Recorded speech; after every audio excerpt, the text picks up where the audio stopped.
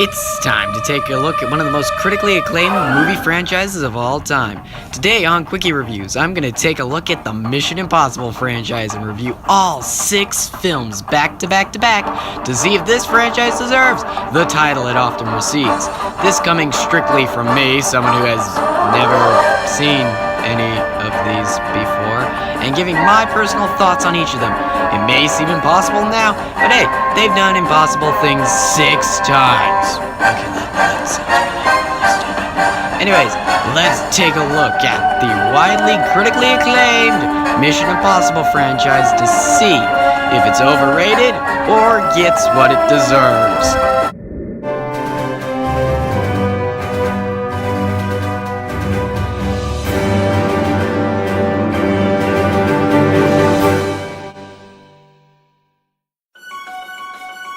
Wow, I was genuinely impressed by Mission Impossible 3. This film is great. It's not outstanding, but this is great.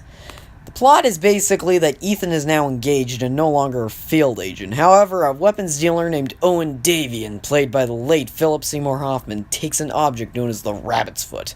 And now, Ethan must recruit a team and stop him, especially after Owen threatens to kill Ethan's newlywed wife, Julia.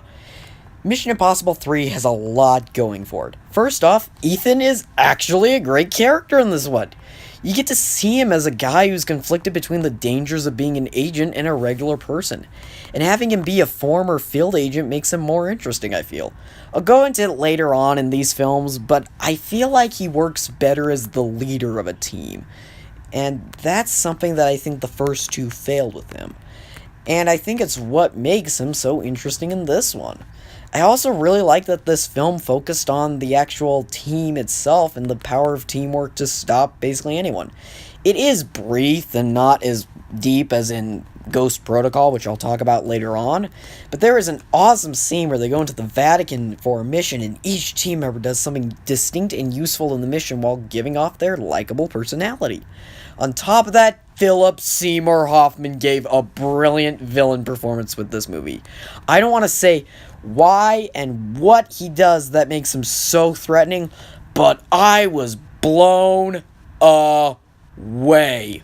Rest in peace, buddy. You will be missed.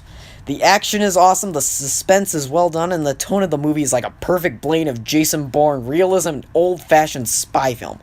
It does have problems, mostly repetitive dialogue, and the mole twist in this movie is so dumb. Why did you need to put this in there? I mean, I wasn't mad at it, but the fact that the last 2 films also had an IMF agent turn out to be evil, yeah, that didn't work well.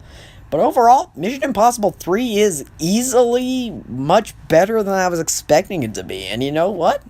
I actually really genuinely loved this movie. In fact, I'm going to give it a love reaction. And I am super excited to talk about the next movie.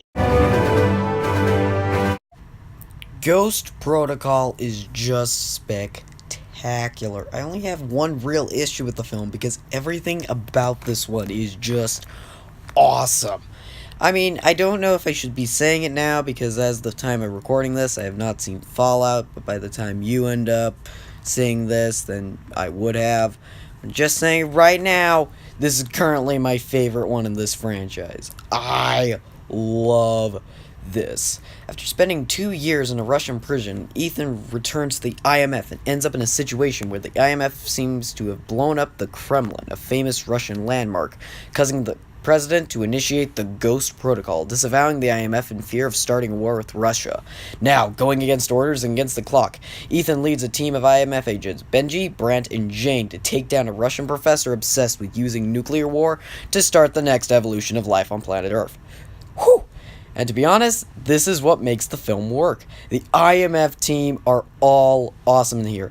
Ethan as the leader is once again stellar, and the introduction of Jane, Benji, and Brandt was also great. They all have really distinct personalities and skills they bring to the team, and I really loved every single one of them.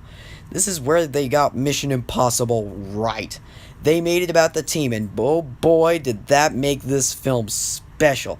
On top of that, the action here is just great on every level. Of course, the scene of him climbing the Burj Khalifa was amazing, but there are also other cool scenes like the Kremlin heist, a sandstorm car chase, and an awesome car garage fight. Everything about this is top-notch, except for the villain. The villain in this does have a rather interesting motivation, and while it's cool seeing a villain who's dedicated to the very end, I can't tell you a single thing about this guy personality-wise. If you want a villain like this guy, then go check out Thanos instead, because he blows this guy out of the water on everything. Overall, Ghost Protocol does everything it needs to right. The suspense is on point, the action is awesome, and the cast is spectacular. Easily the best so far, and an easy adore score out of me. See you for the 5th one and the 6th one.